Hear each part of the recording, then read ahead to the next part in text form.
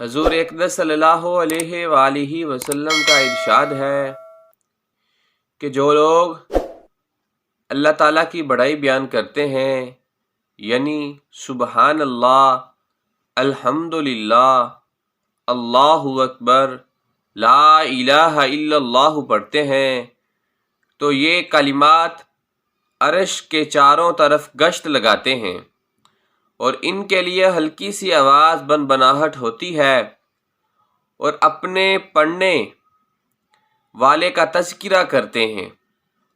کیا تم نے یہ نہیں دیکھا؟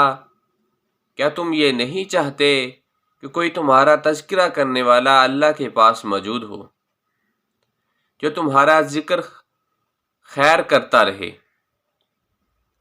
افضل ذکر لا الہ الا اللہ محمد الرسول اللہ صلی اللہ علیہ وآلہ وسلم۔